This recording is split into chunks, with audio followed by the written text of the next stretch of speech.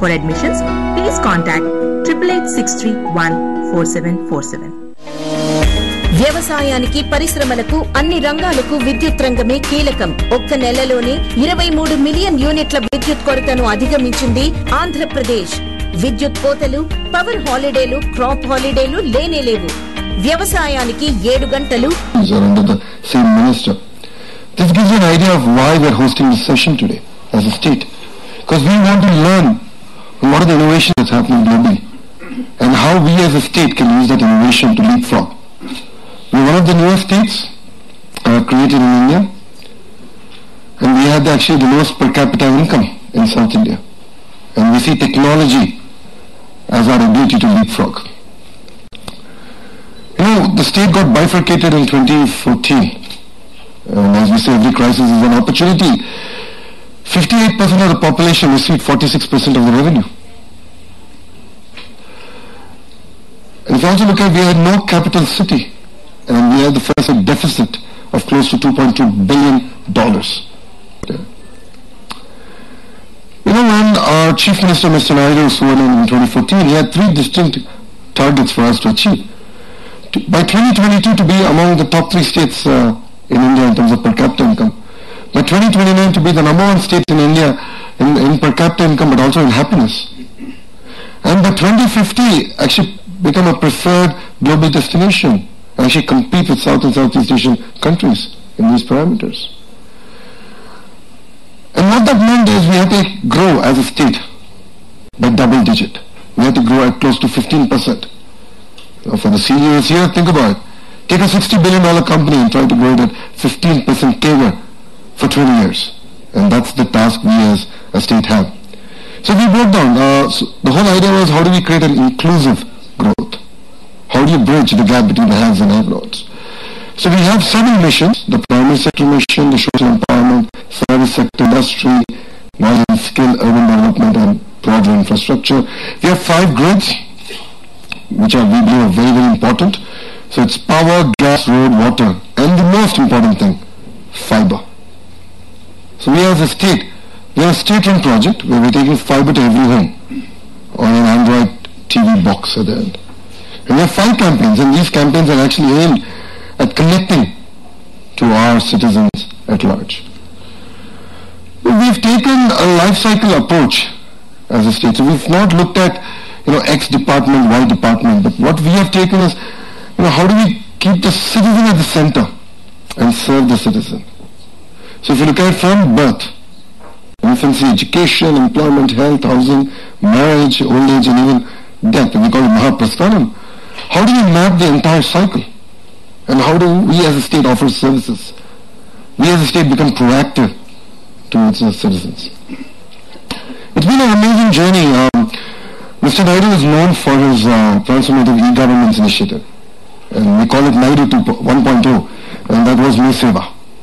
But what you see today is Naidu 2.0, where we actually have Aadhaar, which is the India's national ID, which is powered by biometrics. But we as a state flipped it, and we brought it as family as a unit. So we have a real-time census that goes in the state. We call it Golden data. And we have a people survey where all this is housed. We also have Land Hub, where all the land records in the state are digitized. And by June this year, they're going to be on a blockchain platform, where land can be transacted like your Demat accounts, like the shares. Anywhere you're sitting, you can buy and sell land. So that's what we're going to launch. And to end, actually, we're now sort of bringing about e-office. The entire government is online. We transact online. Yes, as a state, we're also powered by SAP. We're the only state that has implemented SAP on our entire treasury. So this is our core dashboard. We as a state love data. And I think it sort of fits into the theme here at Davos. This is a live portal. We track everything. I mean, if you sneeze on coffee, pretty much track it as a state. But the exciting part here is, we track even groundwater. We track groundwater on a daily basis. Because the biggest challenge as citizens of the planet, we've really lost track of preserving our natural resources. We've taken it for granted. And this way we've tracked rainfall, we're tracking even groundwater to the last mile. And this data, been thrown open to the entrepreneurs here can be really transformative. They can offer services to the farmers. They can offer solutions for the complex problems that we have in India. So this dashboard is quite comprehensive, and we would share this link, and we would love input on areas that we can actually do better. You know, the success of the state is our ability to roll out programs for our citizens. This is a very, very interesting program. It's called Chandrana Bima. It's actually an insurance program for all our citizens. So anyone who dies in an accident gets close to 500,000 rupees, which is about $6,000 from the state. It's an insurance program. And natural death, they get close to about $3,000, which is massive in an Indian context. But just look at it, we've been able to settle. So, you know, if there's an unfortunate death in a village, in 15 days using data and using biometric-enabled devices, we are actually able to deliver the money to the family. On the day of the death, we're giving 5,000 rupees for the last right expenses. So it's very powerful. It's just an idea of how we're using data to really deliver services to our citizens. The other project is the public distribution system, where we're using biometrics on food security. We're using biometrics on our ration, our pension. And the exciting part here is the citizen satisfaction. So we actually call all our citizens in 24 hours. So once you avail a service from the government, you will get a call from the state. Are you satisfied? How can we serve you better? So it's about how do you make government more proactive and not reactive. The other project that we've launched is Mukhyamantri Yuva Nestam. This program is about getting unemployed youth onto a platform. And the platform is about giving a monthly benefit scheme. But then we just don't stop there. We're looking at actually working with the industry to get inputs on where things are moving. And how can we skill up our entire unemployed youth? A very powerful program launched in 12 days. An unemployed youth can just sit in their office using Aadhaar, India's unique ID. With that, they can actually access the entire portal. We triangulate data from 7 different databases, including the education department, birth and death. And this is a real-time portal. Very transparent. And in case you're not eligible for the scheme, we actually tell you why. The other project that we've done in the state is we have something called the National Rural Employment Guarantee Scheme. This is a Government of India program. And this is a project that I personally lead as a minister. Using dashboards, and we're probably one of the very few states that have used dashboards. We pretty much dashboarded everything, and we're able to monitor performance real time and link it to the last mile functionary. So performance of government officials up to the last mile is actually linked. And we actually look at accountability coming in. We've doubled our performance in 12 months. And this is an indication of how a simple dashboarding tool has really brought about transformation. You know, I work with close to 26 ministries in this convergence project, and it's quite effective role how technology has worked for us. You know, we also have a real-time outcome monitoring system, ROMS, and here we actually benchmark ourselves as a state. You know, in ease of doing business, we're number 1 in the country, but we're not excited about that.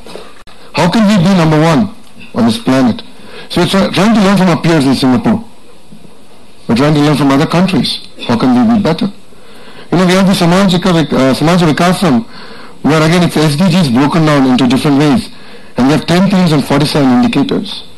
So we have Kutumba Vikasam, we have key performance indicators, GVA, and also the SDGs. So think about this, 961 key performance indicators, monitored real-time across 36 ministries. And we have 1 million IoT devices in the field giving us data. And we have a real-time government center which actually takes this data, does a lot of homework on it, and then advise ministries on where we're failing and how can we do better.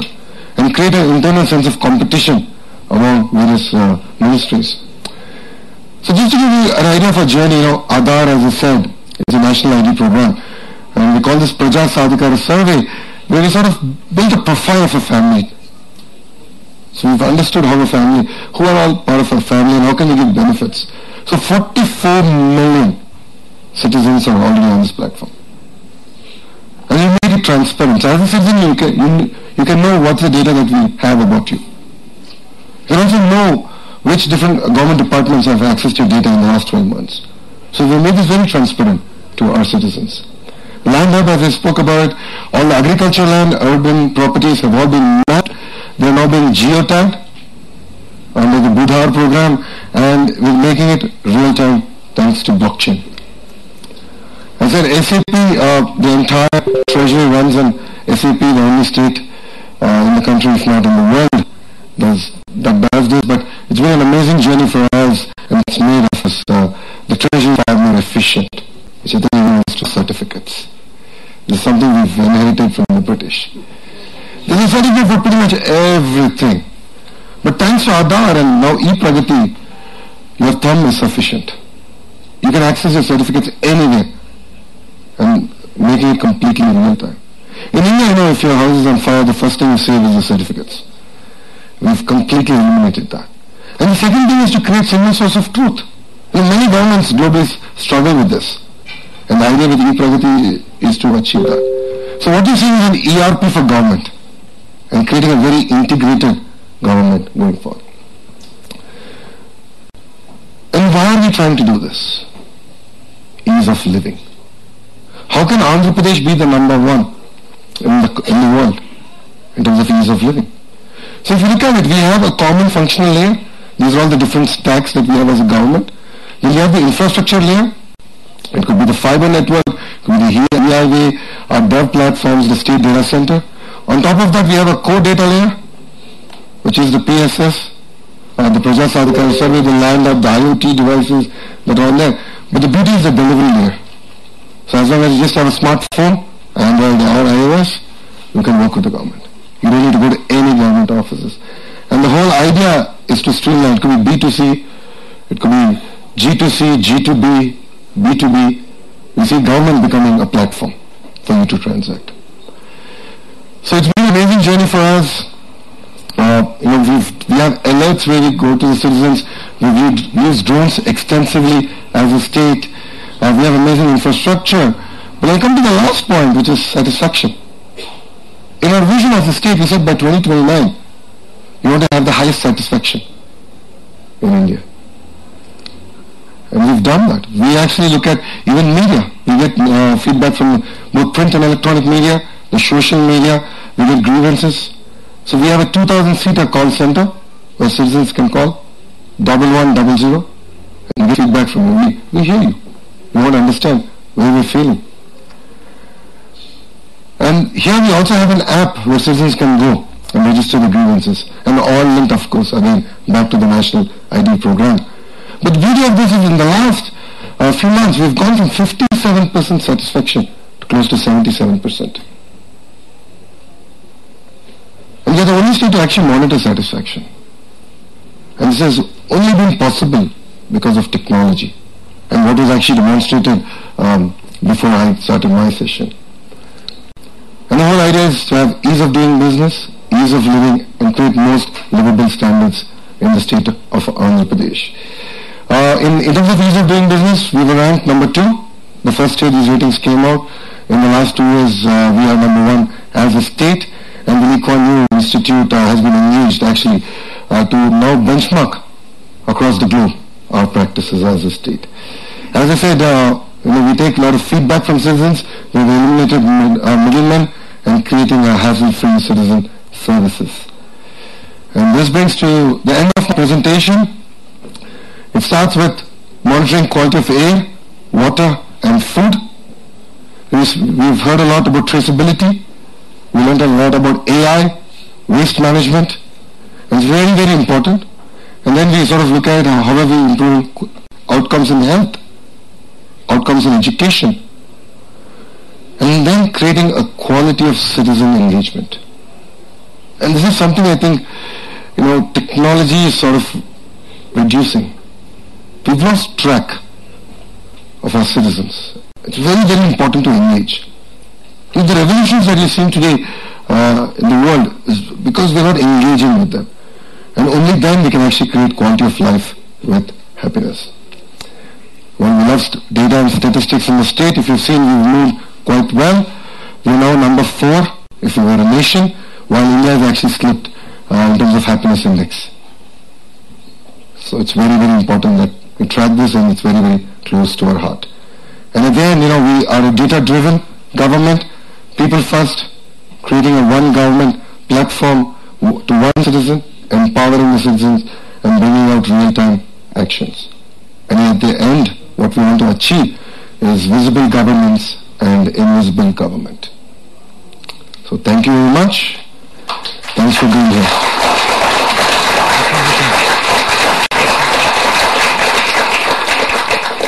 Thank you very much, Minister. Now we have just about enough time for a 15 to 20 minute panel discussion, which will be moderated by Shireen Bhan, Managing Editor of CNBC TV 18. Joining the Minister on the panel are Vishal Lal, who is the Chief Strategy Officer of HP Enterprises, and Raj Ganguly, who is the co-founder of B Capital Group.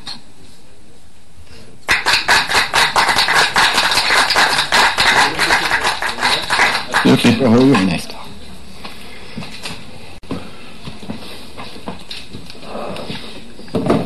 Just be careful not to Not too far.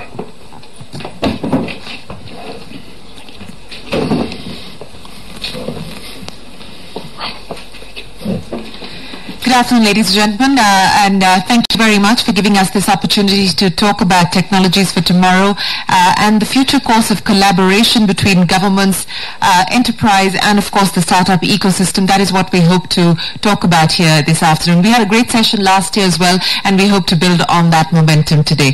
It's always nice to hear governments talk about being invisible or minimum government, which is what Prime Minister Modi has also promised you. You're talking about invisible governments and more governance. But in the quest for collaboration, when you talk about trying to bring in foreign direct investment, especially when you try and talk about bringing technology companies into the state, trying to create a culture, nurture a startup ecosystem, give me specifics in terms of what you've been able to do and what more we can see.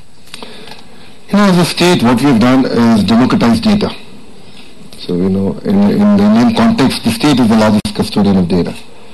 And just democratizing this data has opened up amazing opportunities for entrepreneurs to come and engage with the state. So we run hackathons every month. These are thematic hackathons, and there are use cases given out. And one of the hackathons that we've done is blockchain. And the use case was land records. And look at it today that we're actually implementing it across the state. So this is where I see that government can actually be a platform for entrepreneurs to come and engage and work with us. It's interesting that you talked about democratizing of data, because the flip side of that is also challenges and issues with respect to protection and privacy of data. And India is still in the process of trying to put a data privacy and protection law in place. So what have you done at the state level in the quest for democratization of data, but also maintaining privacy and protection? So we've actually created a core data authority that's the custodian of the data. And then they actually come up with the policies and frameworks on our ability to share data. It could be with the citizen, it could be with other private sector companies. So we've had a challenge. Being the first mover, I think we've been more susceptible to hackings. But then we're actually working, and as a state, we're the only state that actually has a SOC to protect our citizens against this. I think it's an ongoing process. Because as we get smarter, the hackers will get smarter. And it's just it's a journey.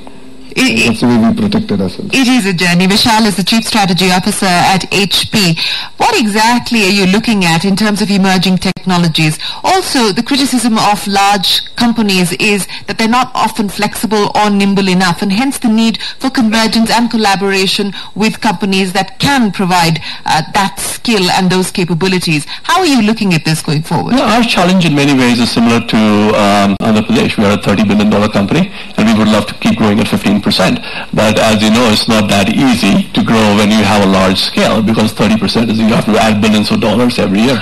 So what we do is we think about, end of the day, we are a product company, right? It's all about innovation and bringing new products to our customers. And we think about our innovation is paramount to our success and our being successful in the market and being relevant to our customers. And we look at innovation in three broad buckets. It's a little bit different than what others do, but that's kind of the model that we have landed on. there's organic development. We spend billions of dollars every year in developing new products. We know that we won't be able to develop everything new, so we go acquire companies, right?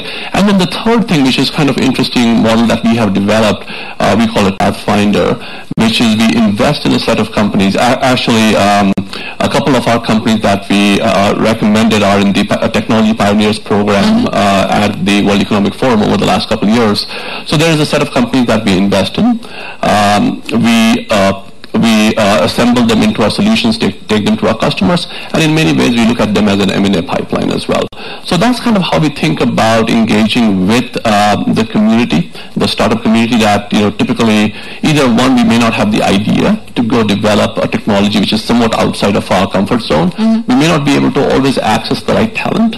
Right, and so that's kind of the mechanism that we use by which we want to continue staying relevant and continue to innovate in the marketplace. I just want to spend a little more time talking to you about the third model that you talked about, the Pathfinders, and we saw some interesting presentations early on wonderful stuff that's being done to address some of the real problems and challenges that we face as a global community. But the issue of commercialization and doing it at scale, what do you believe needs to be done to build that out, especially when it comes to these companies? That's exactly right, and that's one of the reasons why companies want to work with Hewlett-Packard Enterprise as well, because we have the large scale.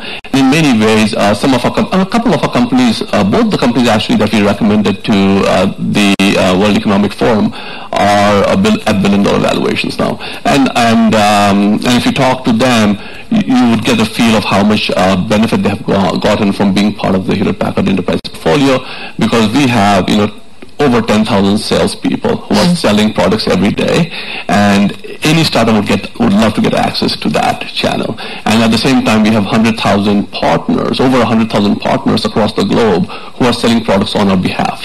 So again, these startup companies look at that scale and say, how can I get access to that? And that's one of the channels, right, and one of the mechanisms by which they try to grow. Raj, let me ask you now, in terms of the future investments and the current investments that you've already made, what is driving where you decide to put your money today? So we invest globally, and we've been investing in India for a decade now. And we really started investing in India and investing in fundamental infrastructure.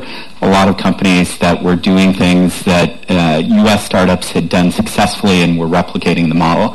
I think what's gotten exciting about investing in India in particular over the last few years is you're starting to see real new innovation, that there's problems being solved in India that haven't been solved anywhere else. Give me an example. So we invested in a packaging marketplace. It's a company that sells boxes to every e-commerce company in India. It's something which in the U.S. everyone takes for granted. You can go buy boxes from lots of big companies, but in India it's not as simple. As you're building an e-commerce company, you have challenges around payments, around procuring packaging, and around delivery. And we've now invested in all three of those spaces because we want to help e-commerce companies succeed. Yet we don't want to be involved in e-commerce because it's very competitive. It's a bit of a race to the bottom. And we're excited about what's coming next in India. I think governments like Andhra Pradesh are doing amazing things in data. The next stage is AI. And we were reading this great article early this week saying that India has risen to be the 13th best country in AI. Being 13th in AI is kind of like in sales being second. You're the best loser. And U.S. and China are doing a lot, and India needs to keep going. I mean, we have such incredible talent in India. Governments are opening up data for AI companies to build algorithms, but there's a lot more, and I think India could be one of the top three in artificial intelligence. Since you talked about AI and you talked about India and its position in the world when it comes to the AI aspiration, from a regulatory perspective, what is it that you would like to see the government, both at the state level as well as the central level in India, do to encourage that? So we have a big office in Singapore. I think the Singapore government has been a model for some other governments where we're quite close to the government over there.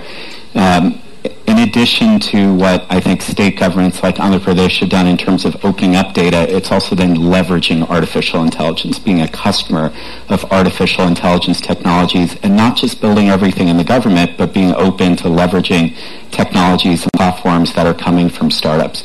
That's fundamentally what's been lacking in some of the startups. There's 200 to 300 startups in India today that are leveraging artificial intelligence. We haven't invested in one yet because we haven't seen yet the ability to translate the algorithm into a productive use case. At the end of the day, you have to solve a customer pain point with that algorithm.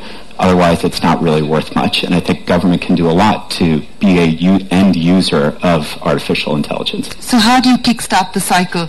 They're looking to invest, but the government can play the role of facilitator. Let me ask you specifically about what you intend to do as the government of Andhra Pradesh. Hackathons. Because I think that's the best way to get it out there. I think that's the most structured way to engage with the startups. We've done work in water management. The biggest challenge as a state we struggle is lack of water. And we're predominantly in agrarian economy. It's about how do I use this water efficiently. 1 year we had 24% deficit in rainfall, and agri and agri-allied grew by 18%. And the year after that we had 18% deficit in rainfall, but agri and agri-allied grew by 24%. It's about using these algorithms and getting startups to actually come and work with the state, and then this becomes a G2G. So, and in India, with ease of doing business, I think every state is trying to now compete, right? And the whole idea is if they've seen a success story in one state, then the other states are now willing to lap it up. And I think this is just a beginning. Okay. Vishal, let me ask you in terms of what your ask or needs would be from any government, whether it's at the center or at the state level, in order for you to be able to build on what you hope to do. Sure, let me get to that question. Can I just add on to something else? I think there was a thread that kind of I captured here, as well as from what I've been listening to over the last couple of days. You asked about data and data privacy, and then you asked about AI. I think the first step is to have data. Right? If you don't have data, you can't do any deep learning on it, or you don't have security issues anyways, right? The way at least I think about it is there's risk and reward always, right? And if you always get bogged down with the risk, we'll never get the reward of it. And I think the great thing that at least I saw from the presentation today is that there is data is being collected, right? And that is the very first step in doing any type of analytics, right? And then you can do AI on that, but you just need a ton of data to do that. So I think, this is a great start, right? And I think as the data gets exposed more, you'll see more entrepreneurs build AI tools on top because they have the data now to work off, right? So I think it's a great start, and I think you'll see more of that ecosystem develop, because if you didn't have the data, nothing would have happened anyways, right? So going back to your question now, in terms of what we would like to see, we are actually looking at putting, most people wouldn't know, but India is our largest employee base today. Just think about it. As a global company, we operate in 150 different countries, but we have the most number of employees in India, right? And over time, we have built up, we started with back office like most Western companies did, but over time, we have put our labs there, which is Hewlett-Packard Labs. We have put product development there. So there's a ton of talent that we have tapped into. Now we are looking at putting manufacturing into India, and that's where we are running into a little bit more of a challenge than we did with putting employees in India, right? So as you go to the ask for the country, I think there are a couple of things to be done. I think the country is doing a lot to make manufacturing easier, and I think we, as a company, as an example, we are putting it in. The key there is, as it comes to technology companies, everything, it all depends on the ecosystem, right? A company by itself can't go in and say, hey, Hewlett-Packard can't go in and say, I'm going to put a manufacturing plant in. When I can't source memory, I can't source processors. You preempted my question. How do we ensure that we actually get the supply chain to move? Exactly. So I think that is the chicken and egg problem. But I think that's where the government really needs to step in and say, here are the 2 or 3 industries which are paramount to building out that supply chain, and I'm going to really go after that. And in my opinion, I think from, you're starting to see some dislocations in supply chain given some of the trade issues at play. I think there's an opportunity for India, and I think there's an opportunity for the government of India to be very proactive and go after certain elements of the supply chain and target them proactively to get them to India. Just to pick up on that point on manufacturing, and this has been the big aspiration. We've aspired to move the share of manufacturing to GDP from 16% to 25%. Hopefully we'll get there in the next few years. But as a state, what can you do to make use of the opportunity that the current trade tensions between the US and China, for instance, threw up? Well, Andhra is leading the way in terms of attracting investments. If you look at the top 3 FDI investments in Indian history, 2 are into the state of Andhra Pradesh. One is Asian Paper and the other one is Kia. It's the 2 largest FDI investments in Indian history. So I think it's a very valid point here that we need to create an ecosystem. We already have Foxconn in the state of Andhra Pradesh employing 18,000 women. It's kind of fascinating. 18,000 women working across 3 shifts. But the point is, I went to Foxconn and I spoke to Xiaomi and I said, well, give me a supplier list. Because it takes 200 suppliers to actually make a mobile phone.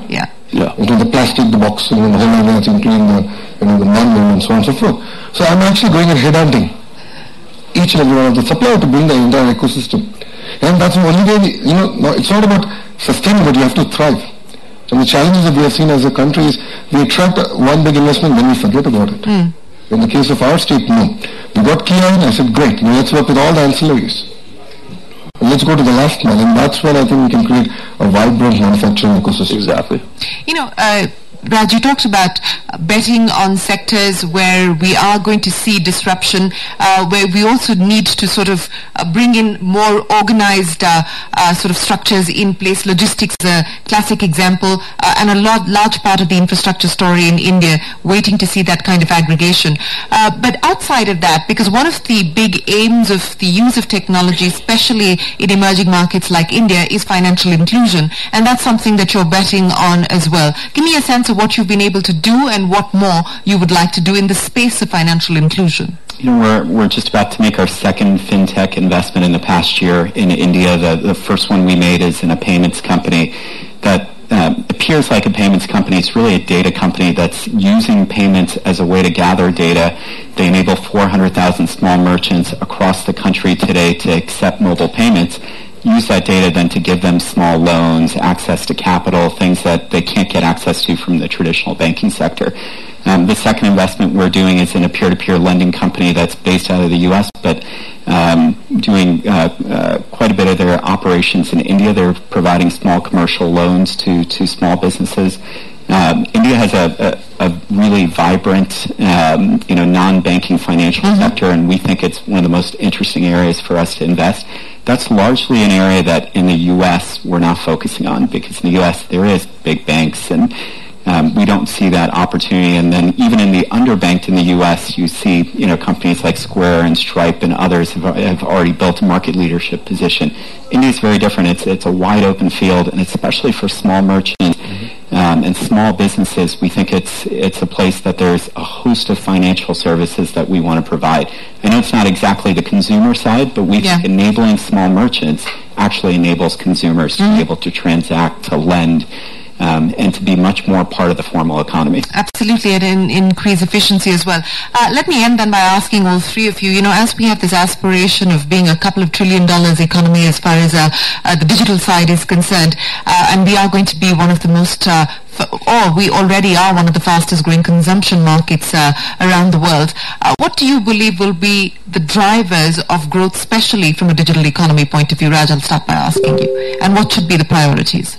I really think the drivers are things we've talked about today. It's data, it's artificial intelligence. I think it's the collaboration between government, corporations, and entrepreneurs. That's what we built our investment fund on, that the innovation model is changing. Over the last 20 years, it's been the story of one-word disruption.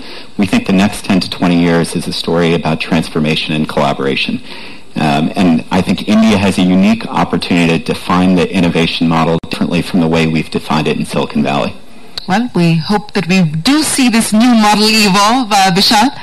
So I'm a product of University of Chicago, right? So it's all about capitalism.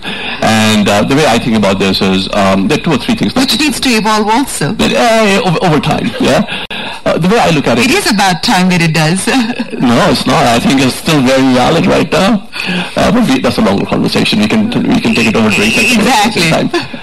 The way I think about success stories are, there are 2 or 3 things that need to come together. There's talent, right? There's capital, and there is support from the government. I'm not calling it regulation. I'm calling it support from the government, right? And those 3 factors, if they come together, they really spur innovation and then spur growth. And I think that's coming together. If you just take the example of Silicon Valley, right? Why was it successful? The U.S. government spent a lot of money through universities on R&D. There's a ton of talent. right, and capital came there, right, and it all came together. So I think those are the factors that will help the economy grow, and I think we're already starting to see various pockets of that come together, right? I mean, I think what the minister talked about in terms of Andhra Pradesh, you see that, that was true in the state of Karnataka in the past, you see that in Maharashtra, you see that in other states. So I think it's all coming together, and it's just a matter of making sure that, the policies don't change, that kind of goes back in time, right, and kind of takes us back in time, right? So I think it's we are on the right trajectory, the country is on the right trajectory, it's just a matter of making sure you continue down that path. I will give you the final say on this. I think every industrial revolution has added more jobs, but added it in a different country. And in countries where, the governments are proactive and the citizens are ready to embrace. So India has always been a cost arbitrage. But then now I find that we can actually skill arbitrage. And as a state, our focus is on skilling up. How do I get my citizens ready for AI, blockchain? I think that's going to play a very, very important role for India, add many more $1 trillion to the economy, and for Andhra Pradesh to be the first $1 trillion economy state in India.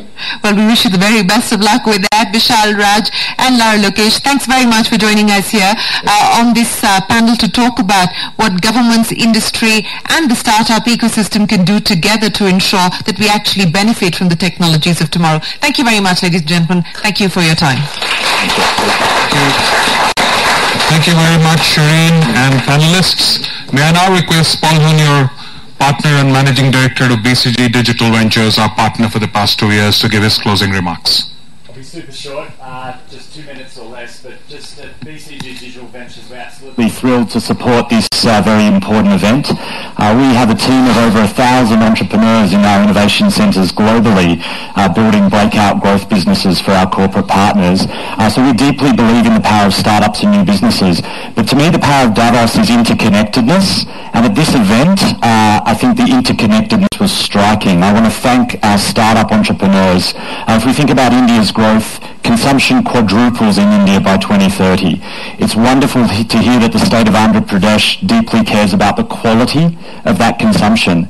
And I'd like to think that in the future, OpenSC can contribute to traceability of sustainably produced goods, that Modern Meadow can completely eliminate the problem of unsustainable cows through biofabrication, that soft robotics that we heard from can deftly and delicately manage the sustainably produced food that's consumed in India, and that TerraCycle can avoid any modern waste associated with that packaging company that Raj is invested in the state of Andhra Pradesh, and that finally voice technology through things like Ovama Solutions can completely transform the way we can interconnect with these technologies. In India, voice technology, voice search, is growing at an explosive rate that's not seen anywhere else in the world. So there are unique tech solutions here, and by way of conclusion, Minister Lokesh, we're thrilled to know that you're going to be tracking all of this progress very diligently in your dashboards, and we look forward to gathering again next year to see how you're progressing. Thank you for having us. Thank you very much, audience. You've been very patient.